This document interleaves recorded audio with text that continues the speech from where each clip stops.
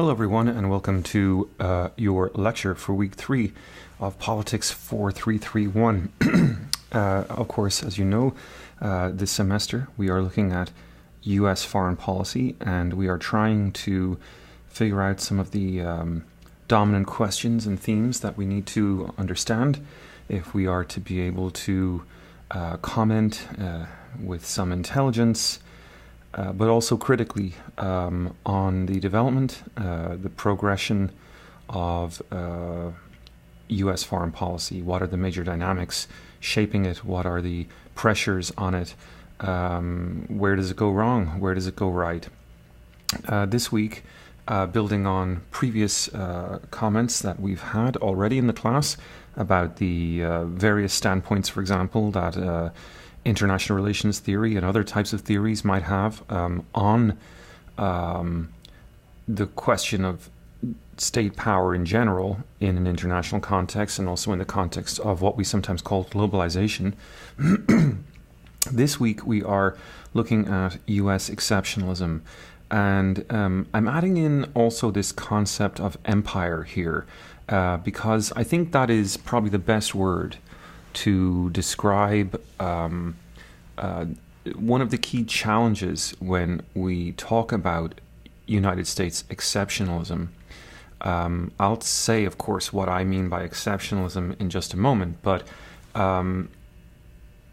one of the real sort of aspects of any country's development that or once it starts to see itself as exceptional or as different to other countries in history, an exception to the rule, effectively, is that it can tend to start to see that it has a special purpose, and that it is a country that is uniquely endowed with foresight and capacity to change the world for the better. And of course, sometimes that can be, motivated by the best of possible intentions, and sometimes it can be motivated by intentions that we might find more questionable. In this week's lecture, we are going to be trying to find out what is America's relationship to empire as an exceptional country. Is empire the bug, or is empire the feature? So some of the core ideas are special ideas that we're going to be working on in the coming slides. Include this notion of a special mission, a special purpose, as we've just been saying, and this is of course not a new idea. The British, the French, even the Athenians, if you want to go back to the time of the Peloponnesian War, all believed that they were bringing something important to the world by subjugating it, right? By bending it to their own will through armed force. There was this idea that the subjugated, in a sense, should be grateful for being dominated. But the American model is an interesting one historically. Many would argue, even many who are critical of American power would argue this actually, that the American model is not one that is predicated on subjugation. It's not predicated, in its own mind at least, on the category of subjugation. It's predicated instead on something called liberty. And I don't think one can say that the French or the British necessarily thought of what they were doing as spreading liberty. The Peloponnesian War, Athenian power, arguably,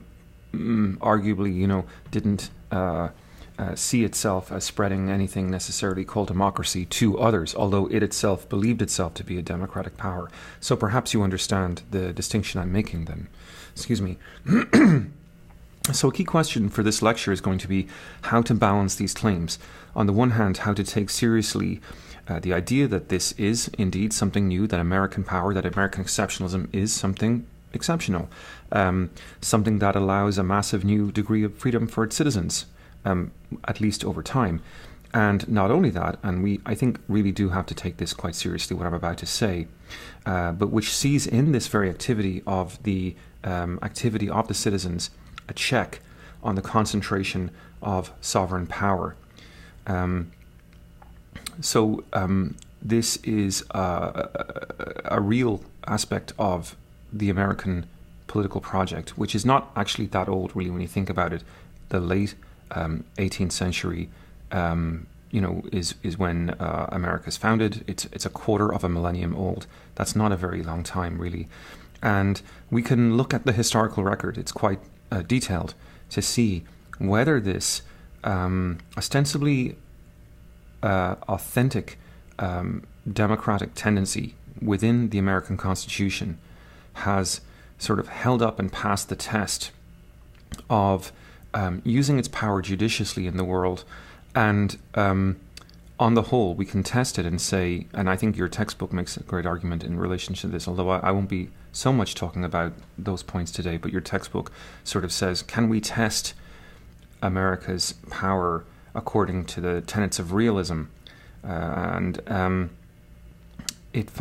Your textbook finds that America has often pursued power even beyond what realism, which is kind of like the baseline theory of IR, right? That's kind of, if you will, the most conservative theory, that even that test suggests that America has kind of overstepped the boundaries of being a reasonable, even power maximizing for the sake of its own security, power in the world order.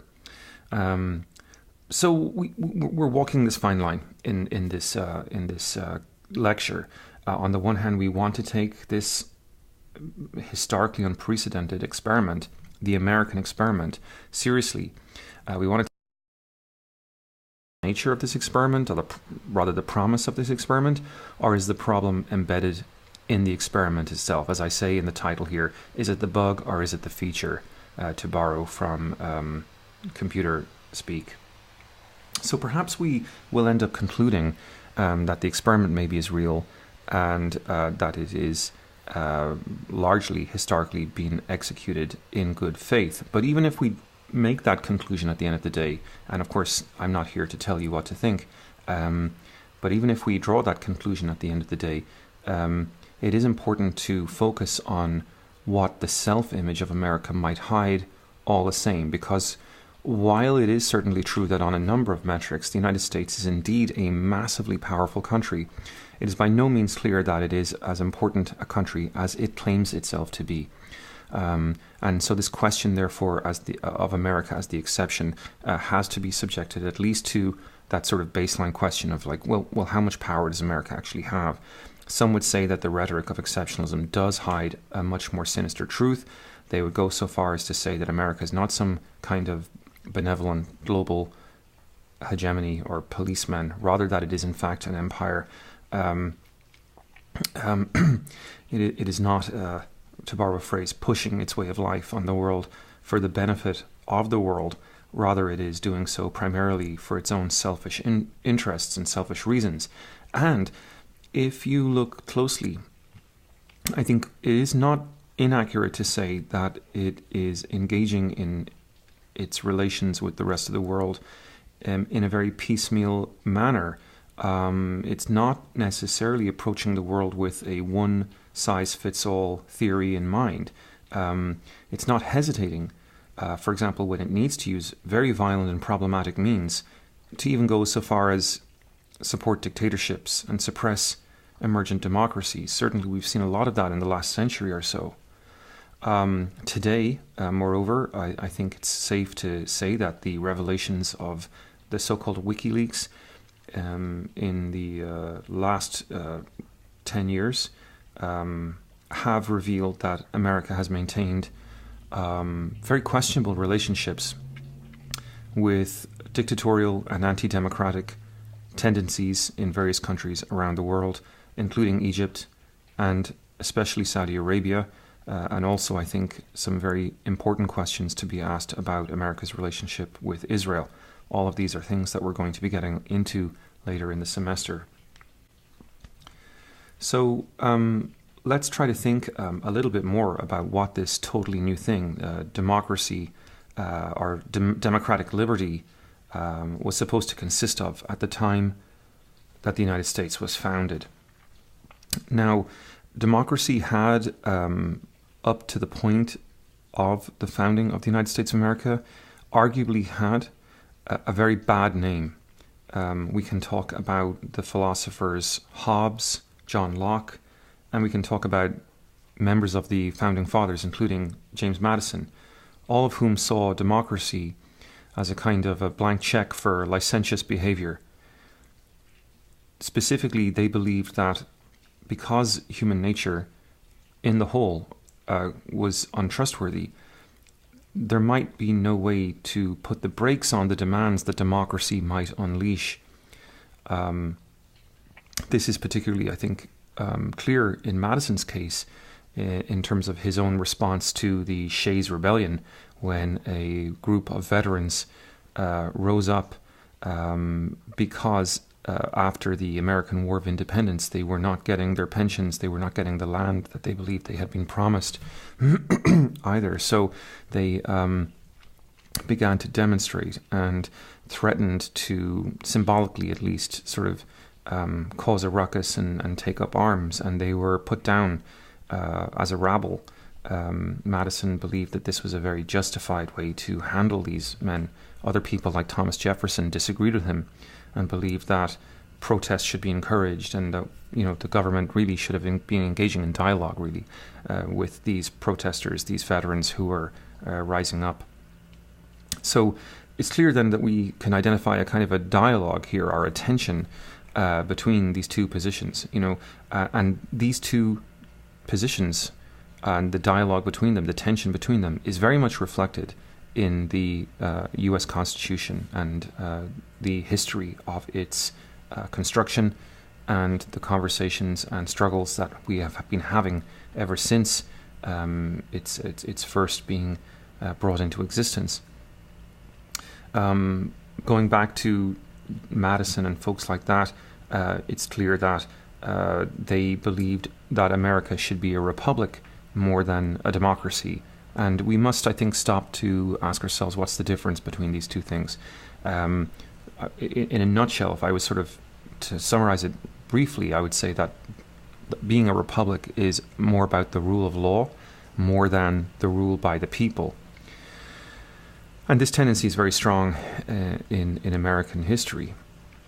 But I think it's important to register that the American experiment wasn't as simple as the aspiration to become a republic. It wasn't as simple as rule by the elite as people like James Madison would have wanted. The elitists didn't get to have the full say. And to grasp the significance of that point, we have to turn to a man by the name of Alexis de Tocqueville, the French diplomat, who came to America in the early 19th century, not long, admittedly, after its founding. America had only been around, think about it, 20, 30 years. And critically, of course, in the period between the War of Independence, the Declaration of the War of Independence and the Declaration of Emancipation, that came in the context of the Civil War. So what was America like then? That was Alexis de Tocqueville's key question. Importantly, it was a miraculous new phenomena to many Europeans, right? They weren't quite sure what to make of this thing that had never had a history of being, having a king or a queen. It was born as a kind of a blank slate, as they could see. So what was its role going to be in the world? Was it going to become a monster out of control, or was it going to become, a welcome citizen on the world scene? So, Tocqueville, it's important to recognize that for him, democracy wasn't just something you had; it was something you did. And he argued that there was a culture of energetic and participative citizenship in the colonies. Indeed, this was already there since the time of the Mayflower Compact in the 17th century. This idea, or this commitment to a culture of self-government. Think about the people who settled in the early part of the migration of Europeans to the eastern seaboard. Many of them were refugees from religious persecution. and they were well aware of the potential tyranny of the state because they had suffered persecution at the hands of various monarchies in Europe. But the question in their mind, while they were well aware of the potential tyranny of the state, how were you going to balance between this potential tyranny of the state and the potential tyranny of the people, what J.S. Mill called the tyranny of the majority? This is, of course, the type of fear that people like Madison would have harbored. So the early colonists came to believe that in the right situations, the people would govern themselves. And they would not descend into depravity. That democracy would not become what many people feared it was always going to become, a complete, party and breakdown and really in law and order and breakdown in self-discipline. The people would moderate their own desires. And the question is why? Why did the colonists have this faith there, as expressed in so many of the Federalist Papers, but also Thomas Paine's book Common Sense, things like this, because they believed that in democracies, and again, remember, democracy is very new here, a very new idea, something special happens. Even though people might be acting of their own free will, and indeed acting as individuals, not necessarily acting as part of any group, the sum total of their actions in a society creates something that's bigger than the sum of its parts. So I'm trying to think of an example here that would make sense to you, right? Like, think of how we make concrete. You can mix the parts together, but those parts don't explain the reaction that takes place when concrete is formed, right? So we know that the parts, once they're mixed together, react, and in the parts' relationships with each other, something new emerges, right? What was previously sand and mortar and various sorts of things now emerges as something completely different. And the historical significance of this, if we return to our question about democracy, cannot be overstated. Tocqueville puts it well in the quote on the screen. The miracle of American democracy, the things that make it work, where other democratic experiments maybe have fallen, or other reformist experiments at least have fallen, is that it is largely to do with the economy, or a free economic life. So we can clarify that. We can make that point more comprehensible, I think, by thinking about the scholarship, the writing of Hobbes, the political theorist who was writing maybe 100 plus years prior, during the time of the English Civil War. At his time, he was quite unapologetic in his view that human nature was an absolute disaster. As he might have put it, we are always either trying to steal someone else's lunch, or we are running away from the person who's trying to steal our lunch. Well, not so for Tocqueville or for John Locke, because these thinkers, coming later, closer to the time of the American Revolution, and very influential, John Locke especially influential on the thinking of the Founding Fathers, says, no, here, because of the existence of the rule of law, while I might still be selfish in terms of my own human nature, I'm going to be directing all my energies into running my own affairs, running my own business. And so this new thing is central to what Tocqueville and John Locke are arguing will be important for the sustainability of this novel experiment called democracy, commerce, in other words, right? The ability to engage in business affairs. Now true, it's not like everyone's going to get rich through commerce, right? Or free trade, or entrepreneurialism, whatever you want to call it. I might not win big through commerce, but I can get a piece of the pie. I can work hard.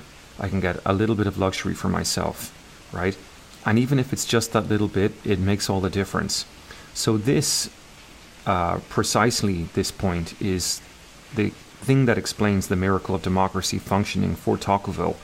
Everyone is kind of equal because everyone is playing this game in the marketplace, right? As you can see in this quote on the screen, he's explaining it very well here. There is therefore at the base of democratic institutions a hidden tendency that often makes men cooperate for the general prosperity despite their vices and errors. In democratic societies, men produce good without having any thought of doing so. So think about that for a second, right? There's something going on, not in what the king or the queen or the government is doing that's making democracy possible. Rather, it's the way human activity has been founded and channeled that, and of course we know that this is to do with commerce, that is creating almost like as an accident, as a side effect of commerce and the generalized participation in the realm of commerce, that is creating a kind of a check or a balance on the tendency of human nature to want to, consume everything in sight, right? And I think we can probably explain this in very simple language just ourselves, right? The obvious idea here is that, if you're busy trying to run a business, you're going to have to remember that a good businessman is someone who knows when to spend money and when to save money, right? He's judicious. And that kind of attitude is going to be sort of that judiciousness, that reserve, that hesitation, thinking and calculating is part of what is, for Tocqueville, changing the culture of this country, and also I think making sure that people aren't going to be sort of abusing the political system. They're too busy getting their little bit of luxury to play political power games or to try to get ahead of everyone else. I think another thing worth mentioning for Tocqueville was the special role of religion. Now, what would religion have to do with democracy? He said that America was the product of two perfectly distinct elements that have often been at war with each other, but that America has managed to, so to speak, and I'm quoting here, integrate in one another in a marvelous way. I'm speaking of the spirit of religion and the spirit of liberty. You can find that quote in your textbook, and I think that that's a very interesting quote because, of course, what he's saying here is that in European contexts up to that point, you can see the existence of a state-sanctioned religion. So religion has been hitched to the power of the monarchy, and so has been used to suppress freedom, right?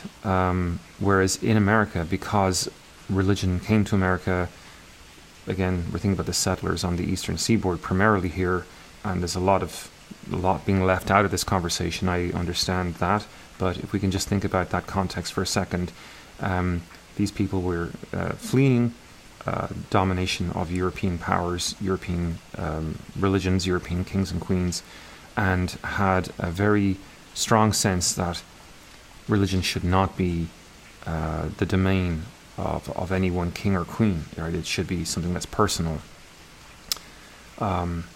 He goes on to say, and again, this is actually a part of the quote, but it's not a part of the quote that's reproduced in your textbook.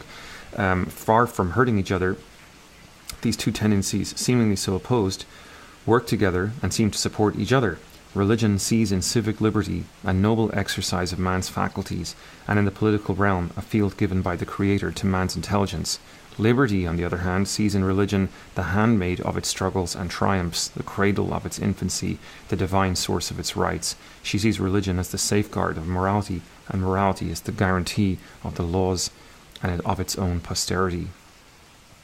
So this is a religion, then, that is generated on the basis of a personal relationship, of a personal commitment, and personal scholarship, say, of the texts, the Bible, what have you, right? So, not uncritically, not dictated from above by a vertically integrated religious institution, say, the Catholic Church, with the Pope at its top. So this idea of a religion from below, or a religious conviction or a religious dogma that's emerging from below, is creating, I think, a set of new habits for the colonists. A new capacity to think for oneself, to come to one's own idea of what religion might mean, but also to agree that one's own idea was just one's own idea, that the truth would be advanced only by testing one's own idea and improving in it in the only way that that's possible, which is through dialogue with those of others. In other words, that the crowd here, what we might refer today as the wisdom of the crowd, was important. So between the moderating influence of life in the marketplace and the new capacities of citizenship generated by these new forms of religion, we have a sense that democracy is like concrete, as I was saying earlier on, that metaphor again, right? That it may be made of human nature, but again, like concrete, you mix the parts together, you put the humans into a special institutionalized relationship with each other, and something like a hidden hand starts to function, right? If you're familiar with Adam Smith, right? That's something that is a kind of an unintentional side effect emerges. Something that's greater than the sum of its parts, just the way concrete is greater than the sum of its parts. And once citizens have confidence that this kind of institutional arrangement can work and that it will last, they gain faith and believe that it will last, right? They might even think that it is a way of life that can be transferred elsewhere around the world. They might come to believe that they might have a duty to engage in that type of activity. So definitely something to keep in mind as we move forward here. So on the screen right now, we just spent a little bit of time on this one. We have a quote from Alexander Hamilton from the Federalist Papers, Federalist number 9 specifically.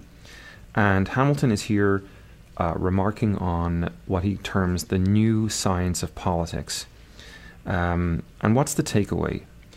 He's saying the regular distribution of power into distinct departments, the introduction of legislative balances and checks, the institution of courts composed of judges holding their offices during good behavior, the representation of the people in the legislature by deputies of their own election.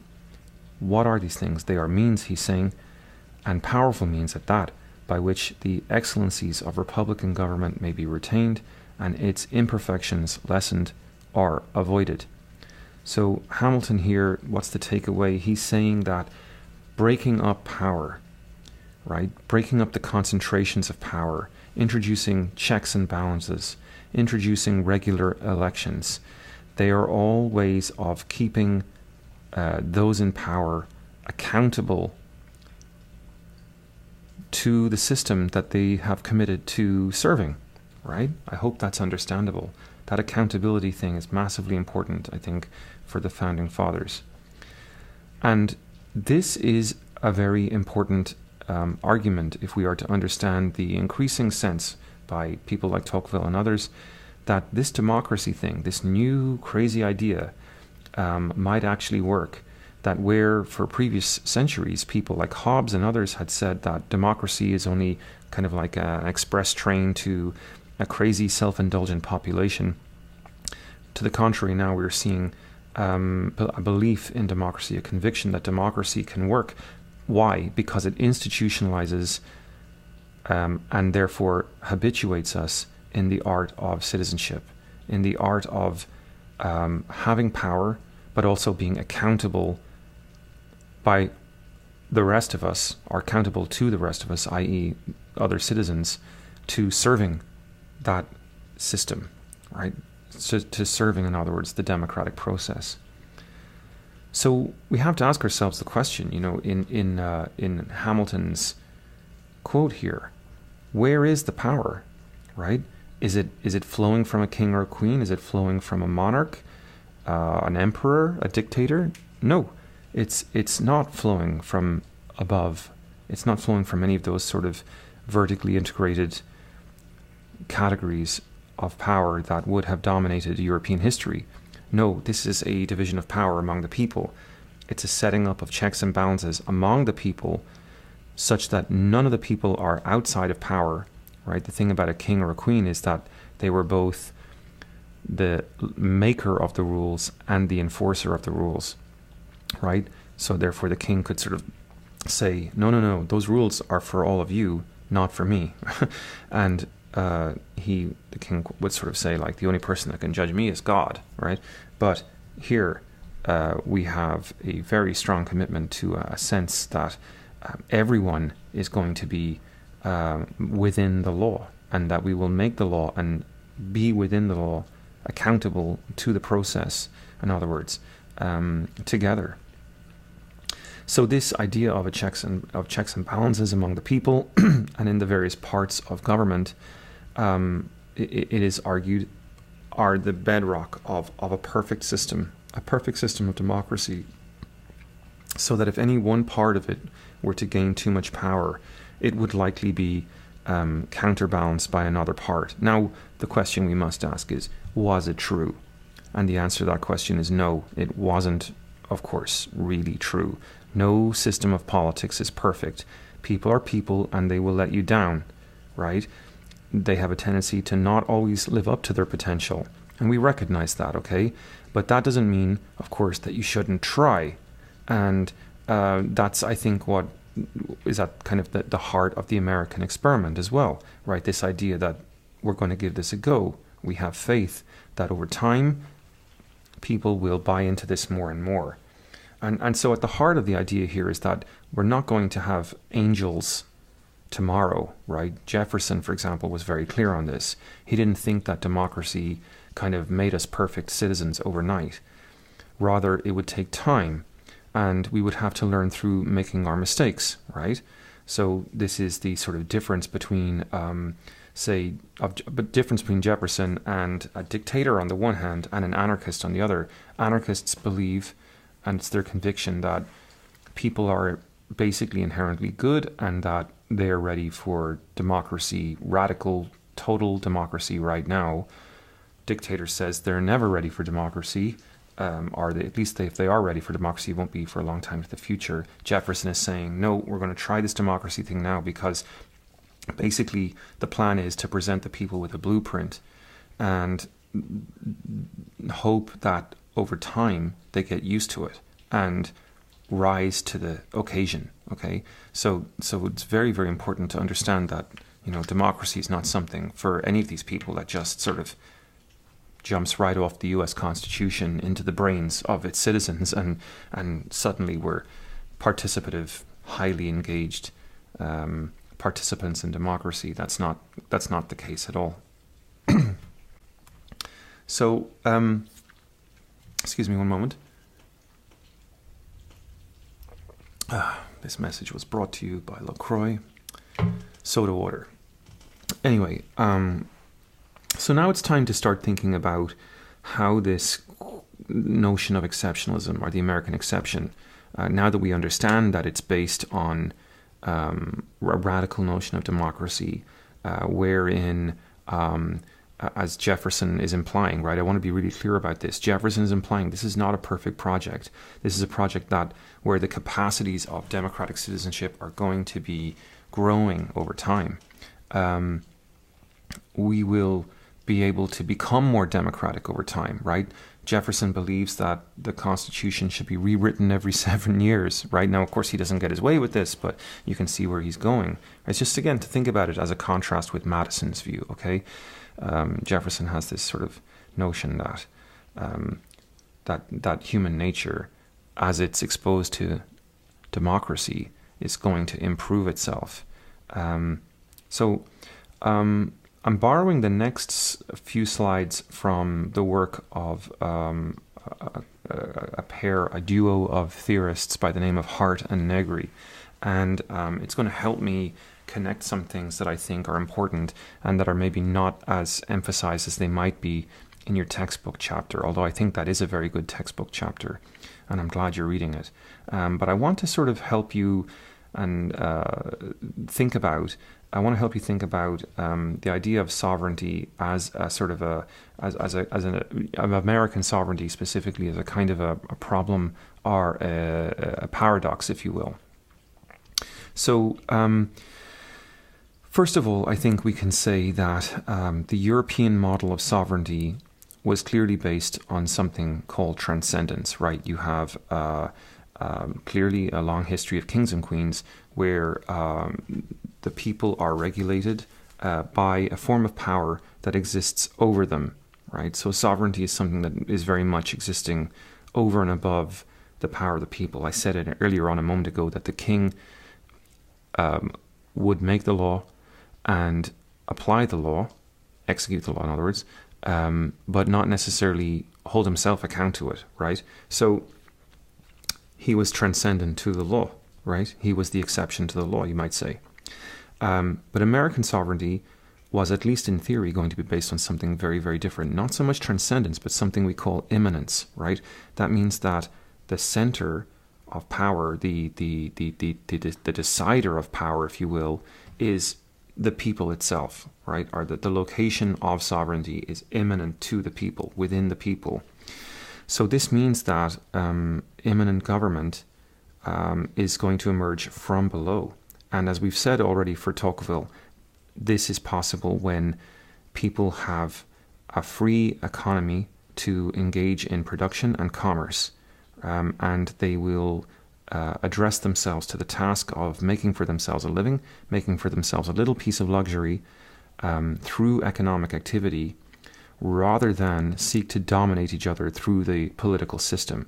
So the economy is a very good idea here in this sense, not because it's just a way to get rich, or not just because it's, helps us, invent things or what have you, but actually it's a very important part of making sure that we have a thriving democracy. Okay, so at the outset, we can see that in the, and again, Jefferson's voice is very strong here, right? That there is this logic of an immanent society. Tocqueville, this is what Tocqueville argued was the, secret that made American democracy great. Now, of course, you can also have a model of U.S. sovereignty where transcendence returns by the back door, right? And indeed, we know that there's many ways in which limits were placed on people power in the early days of the U.S. Constitution, including for a fact, but I mean, I could pick something else, but just one way to think about this is the fact that the senators in the Senate were not directly elected. They were nominated by the House of Representatives of the various component states of the United States. All right, so that's very, very interesting, because it means that power is operating at a step removed from the direct will of the people. Interesting. But thirdly, I think what we can what we can see over time is that the expansiveness of the American project, and keep in mind Jefferson here, keep in mind Tocqueville here, the idea that American democracy is going to improve itself means that you can eventually, over time, take more risks, and you can expand the limits of self-government of the people over time. And interestingly enough, ancient Roman philosophers like Polybius, you don't have to know who he was if you don't want to, but you can look him up if you like, that's Polylbius, believed that this expansiveness was a feature of imperial Rome too. If the people are not gaining over time more and more rights to self-govern, the risk is that transcendent power will return. So democracy must always be improving, must always be becoming more democratic, or it risks collapsing. So why are we talking about this? Because even though it's maybe a convoluted point, it tells us something important about the nature of American imperialism. And I'm not sure that that is a good word for it, by the way. So let me say, like, imperialism in quotes. Later this semester, we're going to get back to this point and probably have a much more concrete debate about what the word should mean. Or at the very least, we're going to talk about what it means to talk about American geographical expansionism. American geographical expansionism. But I'm trying just right now, even if it's a convoluted point, to kind of create a sense in your minds of two different ways of thinking about the expansion of American democracy. Because on the one hand, we can see clearly over history that American democracy has expanded, right? We've seen the emancipation of slaves. We've seen women obtaining the right to vote. we've seen the civil rights struggles, we've seen gay marriage, and that is an expansion of the franchise of American democracy, is it not, right? We've also seen, however, the geographical expansion of American power. And so our hypothesis then is that we have to keep in mind this ambiguity of expansion if we want to understand what the American exception is, right?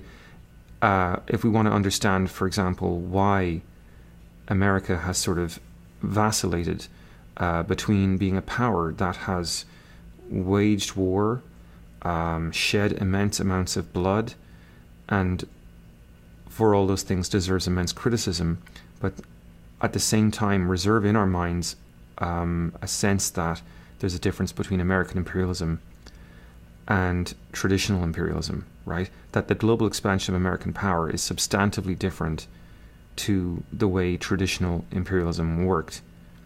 That's not saying that America is a peaceful power. That's not saying that America is a kind of a good guy. That's simply saying there's something really, really unique and different about the way American power has worked. So our question in some ways is, what does it mean that this US exceptionalism expands? It's expanding in the one sense domestically to encompass people that were previously excluded, the slaves, women, right? That's an expansion.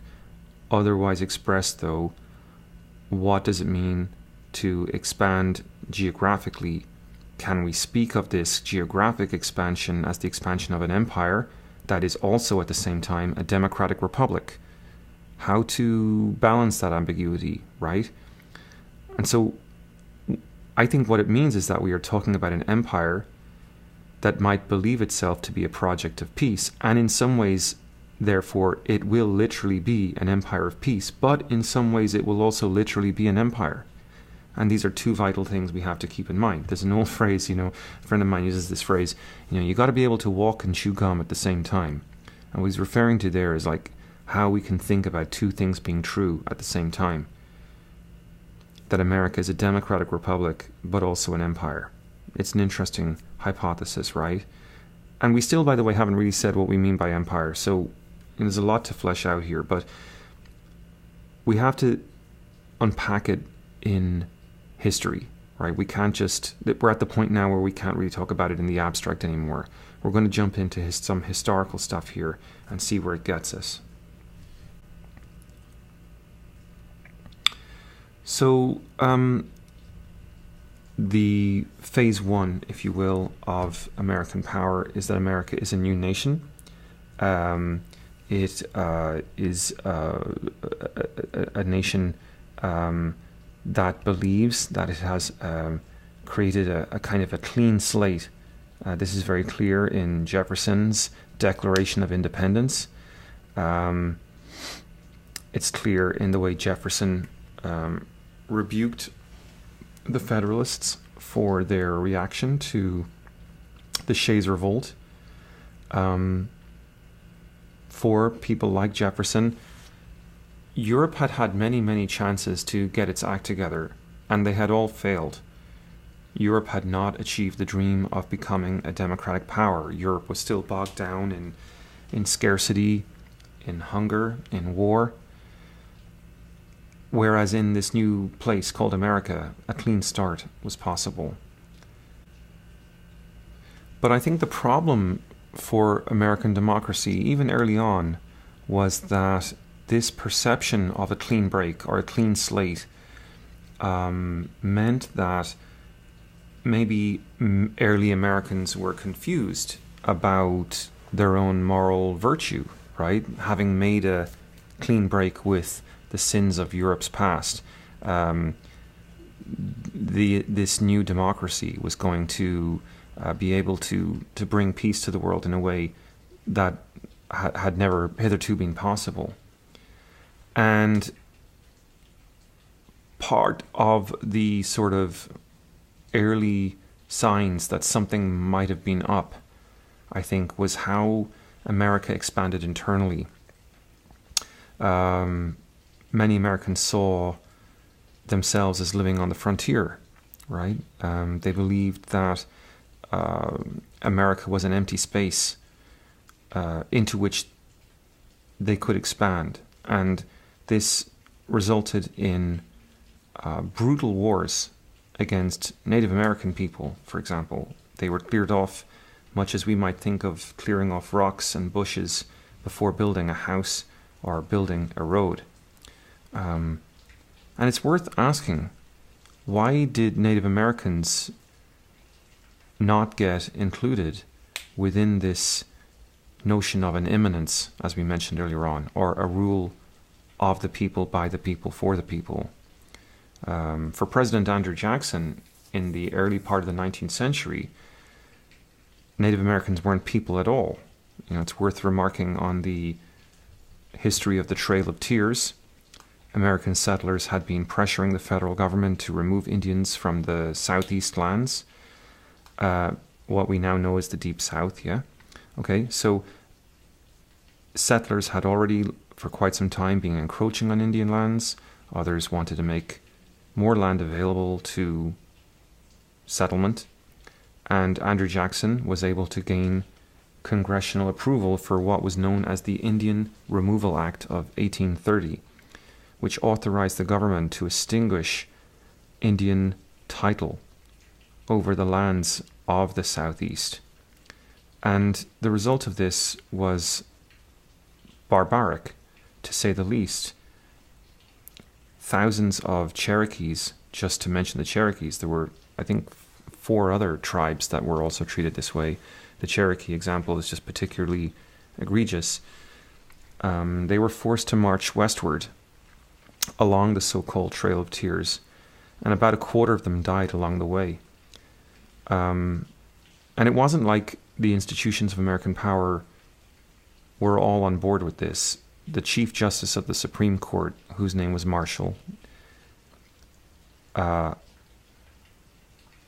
strongly critical of it, and the Supreme Court actually forbid Andrew Jackson from doing this, right? But famously, Jackson declared, and I quote, "Mr. Marshall has made his decision, now let him enforce it." In other words, as the president, Andrew Jackson was not going to be respectful of the Supreme Court's domain over his ability to do this.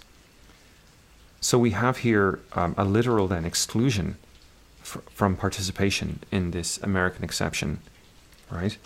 And this literal exclusion applied to Native Americans.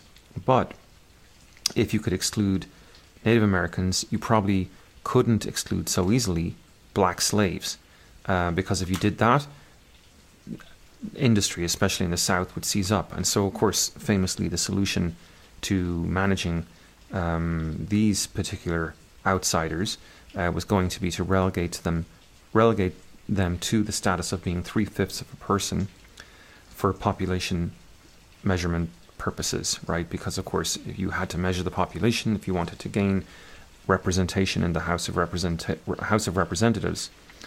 And it's quite a vulgar idea, of course, right? Quantifying the value of different races differently. African Americans could not be fully included within the American exception, or, for that matter, fully excluded. So this cynical compromise was created.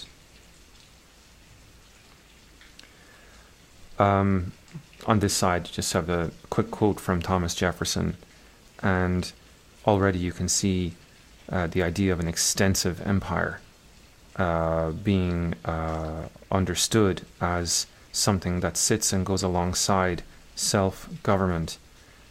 And we have talked about the expansion of American democracy in the sense of an expanding confidence and set of competencies of the citizenry in relationship to its institutions. But I think it's also clear that Jefferson believed that this was a force that would itself be worth expanding to the rest of the planet.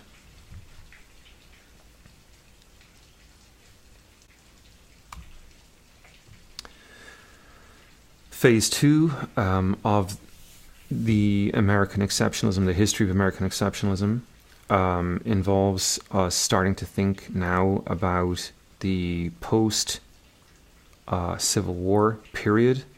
By the mid-1800s, it was clear to everyone that the open spaces were all taken, right? These were the so-called open spaces where, of course, we know that I said put open in scare quotes because, of course, we know the Native Americans have been living there. But this is now a problem, right? Because previously, anyone who was unhappy with the way things were for them on, say, the East Coast could pick up and move west, right? And find new space for themselves, find new land for themselves. But once all the land is gone, what do? Right? That's when people start looking for a greater share of the cake, a greater slice of the cake.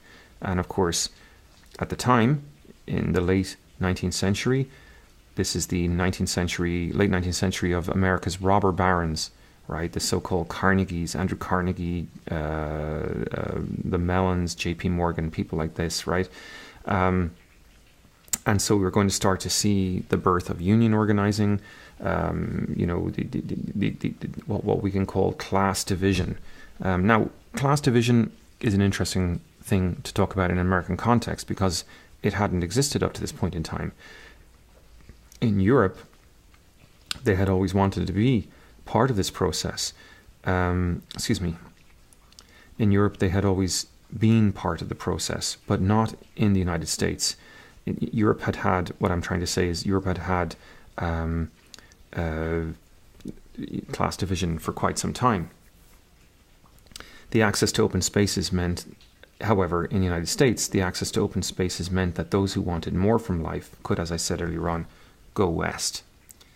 So there were major clashes between the police and organized labor or unions in this period of time, often very violent.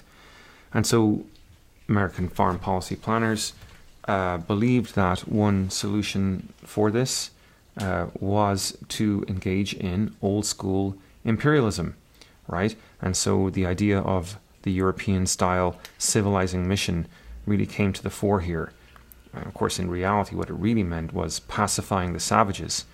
Most adequately, I think, encapsulated in the ideology and thinking of Theodore Roosevelt, who talked about our duty toward the people living in barbarism, which is to see them freed from their chains.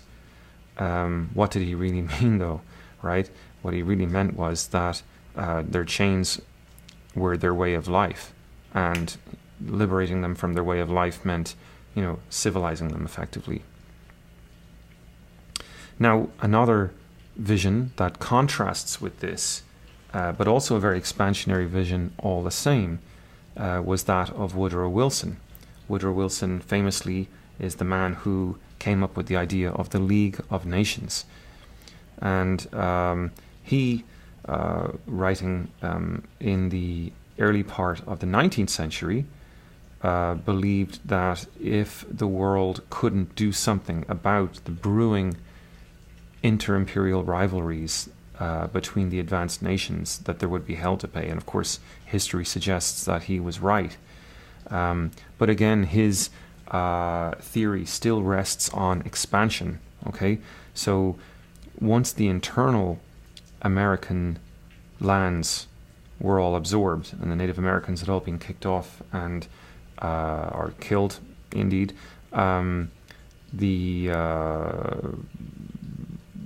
lack of new land that becomes a problem, and opening new space, whether via Roosevelt's way or via Woodrow Wilson's way, becomes the name of the game. So we'll move on now to phase 3 of American imperialism. There's a lot more we could say, I think, about phase 2, but I appreciate we don't have forever. And I think probably this one, phase 3, is really where it becomes very, very obvious that American imperialism has arrived. And we start, of course, with the question, why sort of periodize this, right? Like, why say that it starts at one point and not at another point in time? Like, why say there was, are we saying, for example, there was no American imperialism before Phase 3? And by the way, when would Phase 3 start? So that's an important question. And certainly there's plenty of evidence to suggest that there were American imperialistic tendencies prior to the beginning of Phase 3. The doctrine announced by President James Monroe, for example, in 1823 is a case in point. He argued in terms of providing in terms of using American power as a defensive measure against European colonialism, the idea of an American exception, which would preserve as free and independent the American continents from potential domination by European powers. So this is the birth, I suppose, of the idea of the United States as a kind of a world's policeman, right? Only hemispheric in this sense at this stage, right? The Monroe Doctrine encapsulates the North Continental space of America and the South Continent of America as well, right? So America, under the Monroe Doctrine, is kind of stepping forward as the protector, if you will, of these spaces. So the United States is assuming the role of protector of all the nations of the Americas against the European powers who had largely been very aggressive up to that point in time. And of course, Roosevelt himself later on would offer a corollary of this doctrine, claiming that the United States was an international police power. So we have lots of this rhetoric of protection and America becoming a police power to protect, lesser nations, fledgling democracies, this kind of thing. And interesting, I suppose, while they use the rhetoric of the police, it might be forgivable looking at the track record of what was done under the rubric of this so-called police power to think that really what was going on here was something much more akin to the way the mafia talks about protection. Because was it all about defending the little guy from European colonialism? Probably to some extent it was. But, if you drill down, for example, into the history of the nation of Guatemala, you find, for example, the story of the United Fruit Company, which was a very dominant American company operating in Guatemala around about the time of the end of World War II, which went to President Eisenhower during his time as president and complained about communism in the country. And, of course, America was very worried about communism at the time because you'd seen the rise of the Soviet Union and the birth of the Cold War. But actually, the United Fruit Company was misrepresenting what was going on in Guatemala to Eisenhower. What the country was really looking for was just that the United Fruit Company would pay the taxes on the land that it owed at fair value. It's just one example, but this kind of thing was repeated countless times at that stage in America, in South and Central America. So clearly, World War II has left the United States as a very, very powerful entity on the world stage. It is now a superpower. The only other power on Earth to really sort of rival it is that of the Soviet Union.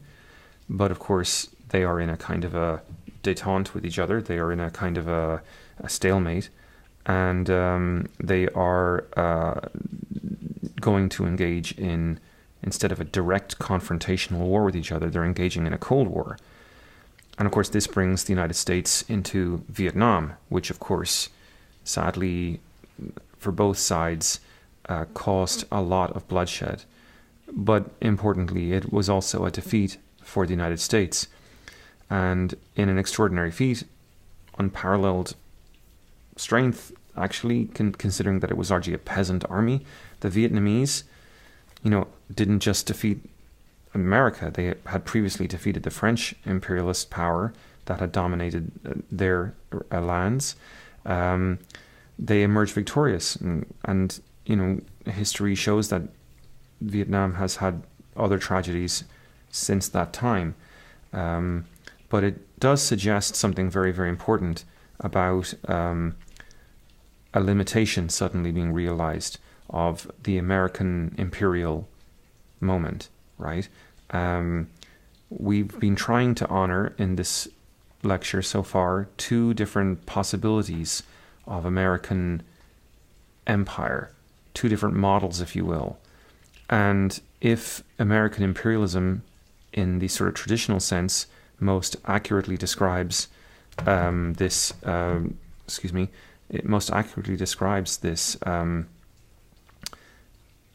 Cold War period, I think it's safe to say that the American experience in Vietnam, specifically after 1968 and the so-called Tet Offensive, really was the end of anyone hoping that America would have an actual empire. And one of the reasons I think that's most important to emphasize is that's largely because of what was going on at home as well. We'd seen throughout the 50s and the 60s a burgeoning civil rights movement, which was then transforming into a black power movement and a demand for all kinds of new democratic rights for racial minorities and other minorities domestically. And those struggles were not being waged in isolation or with a lack of consciousness about potential solidarities of other subjugated peoples around the world. So active American democracy is what actually, in a way, ended the Vietnam War, right? It wasn't just that the Americans got defeated at the Tet Offensive, although that was, of course, a major breaking point because, nothing was really going to win the Vietnam War after that point in time. But ending the war is not ending the war, right? Or defeat is not necessarily ending the conflict.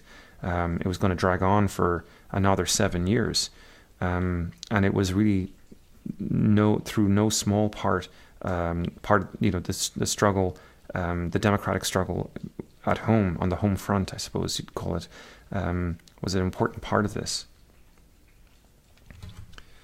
So if we've talked now about the height of American imperialism, we now find ourselves talking about phase 4 of the American exception, because I think the difference, or the potential difference, of American exceptionalism becomes very stated in this time frame. Probably it becomes the most clearly stated in this time frame. If Vietnam was a sort of a much more traditionalistic imperial war, the Gulf War, which happened after the collapse of the Soviet Union, interestingly enough, in 1989, the fall of the Berlin Wall, this is the first time the United States could exercise its preferred mode of power in its full form. Now, a lot of people really got focused on the Gulf War, which started in 1990. They looked at it sort of in a manner that sort of suggests they were mesmerized by its technologies, right? They would claim it was a very spectacular war, for example, that it was the first televised war. And I suppose, it actually really was in many ways.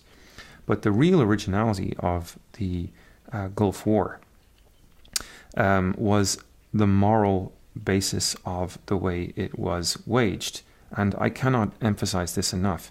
You might remember the story, right? Iraq was accused of having broken international law by invading Kuwait and taking over Kuwait, right?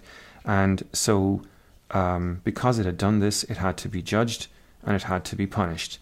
And in this sense, then, what we see in the Gulf War is not the emergence of what you would think would be the power that would respond to that, like, say, the United Nations or something like this. But in fact, what we realize and what we see is that the United States really is the only power that has the military force. The United Nations doesn't have its own military. So the United States is the power that is in the position to be able to manage the edicts of international justice. And it would do this, it would carry out this role, not as an expression of its own self-interests, but as a kind of an expression of its being bound as a sort of a tool of international justice. So in other words, interestingly, America was invading Iraq or fighting with Iraq in 1990 on behalf of the world, and it was assembling a massive coalition, a very, very large multinational coalition, in order to be able to do this. So this is the birth really of a very full expression of our understanding of America as a kind of a world police force, right? Acting not in traditional imperialist interests, i.e. not sort of just going in there for the oil, but as in imperial power acting on behalf of a kind of interest of the planet, right?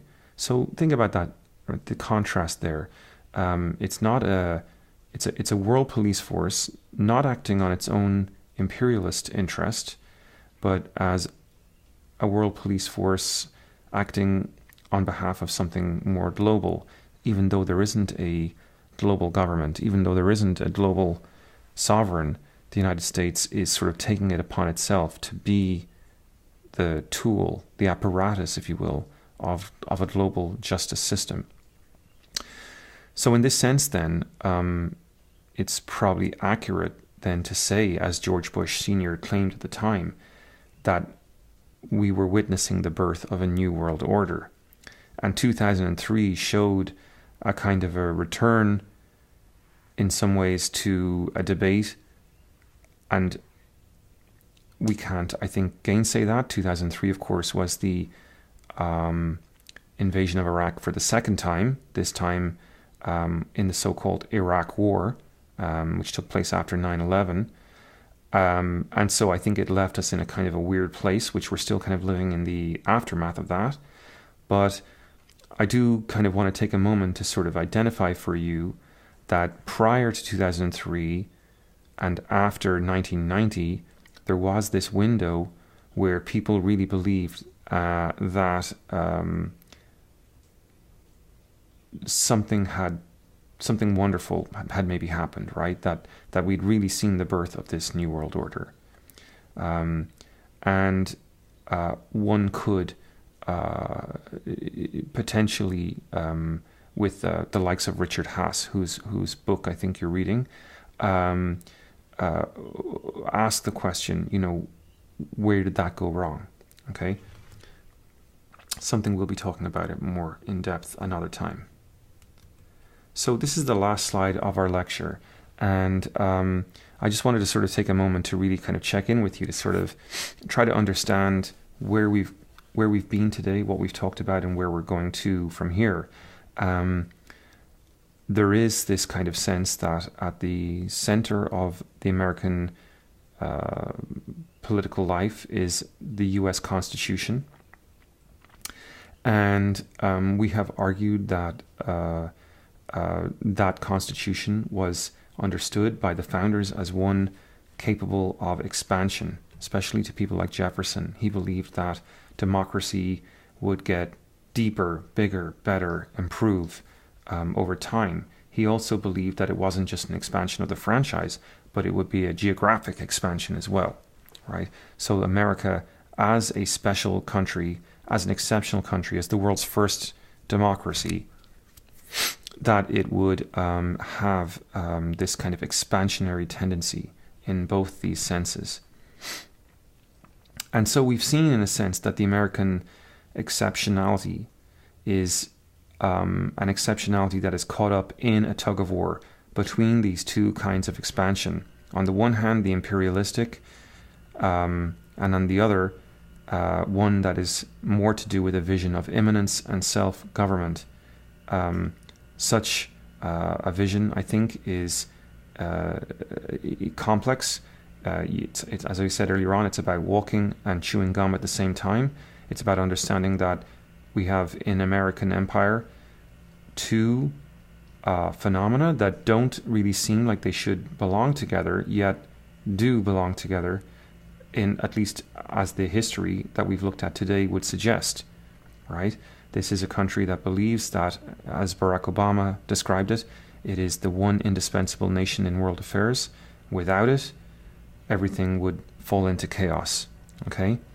But conversely, it is also the same country that can produce Donald Trump, right? And here we see a kind of, in Trump, perhaps a rather unusual set of claims for an American president, given that most American leaders believe that America must stand astride of the world as a kind of a global policeman and bring order and peace to the world. Donald Trump seems to be sort of suggesting that no, the world is beyond redemption. There's not much America can do about it. We need to build strong borders, and we need to engage in extreme vetting. So the question, I suppose, is, has Donald Trump forgotten the second way in which the American Constitution was supposed to expand, right? Has he forgotten that America was not supposed to be just a country that was pursuing its self-interests, but it was a country that was supposed to be standing up for this vision of this vision of immanence and self-government? Now, perhaps a controversial thing to say at the end of our time together today is that it's possible that we too quickly condemn everything that Donald Trump says and does in relationship to U.S. foreign policy. And I understand that that might be a controversial claim. But I was just thinking about the recent book released by Bob Woodward about the Trump White House. And, there's passages in this book where you can see, for example, Bob Woodward describing Trump's skepticism of America's, for example, need to maintain a troop presence in South Korea as being kind of like crazy and unstable, or as an example of how crazy and unstable he is. And I think that's an interesting idea because, at the same time as I recognize that Trump says a lot of problematic things, and I would have a large amount of time that we could sort of set aside to talk about that at further length. It is interesting that a very famous journalist like Bob Woodward would be possessed of the idea that only a kind of a lunatic would ever question the virtue of having American troops in South Korea, right? It sort of suggests that there's a kind of a baked-in set of principles in American political life that kind of hardwire in this notion of the exception, right? That American troops are in South Korea ipso facto for a good reason. Why? Because they're American troops. So Woodward is an interesting example. Woodward's book and these passages, as you read them, are an interesting example of why American exceptionalism is so ubiquitous, right?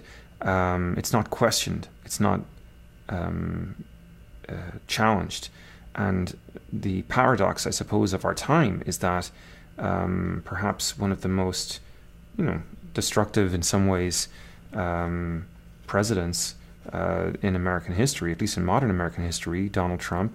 And when I say he's destructive, I mean, of course, destructive to the kind of institutions of immanence that we were talking about earlier on in the lecture, right? And I think, there's sufficient evidence of the last years of his administration that would, not be a ridiculous thing to say. It's interesting that Trump, despite this sort of anti-democratic nature of his presidency, might say something useful and smart about the situation in Korea, right? Might be someone that can sort of have a fresh look, a fresh perspective on something like the situation in Korea, and believe that, maybe the war with the North Korea has been going on too long, right? I mean, the war obviously ended in the 50s, but the war was never formally declared as over, and the United States has had a very large troop presence in South Korea ever since, so for decades, at great cost to the U.S. taxpayer, it must be mentioned, right? So, maybe that doesn't have to be that way, and it's interesting that establishment figures like Bob Woodward would just kind of immediately scoff at that and chalk it up as just yet another example of how idiotic and stupid Donald Trump is. I mean, look, there's probably a lot of reasons why you might agree with Bob Woodward that Trump is idiotic and stupid, but maybe not all of them are evidence in his favor. Maybe one or two of them, maybe just one or two of them are not as crazy or stupid as Bob Woodward would like to think. But Bob Woodward has to think that way because he is so ultimately persuaded by this idea that America is an exceptional power and therefore must have military forces around the world. So that's about it for today, guys. Thanks very much for watching. I hope this was helpful. I'm sorry I couldn't be with you in person, but it's nice that we can do it this way. So thank you very much for your time, and we will see you soon.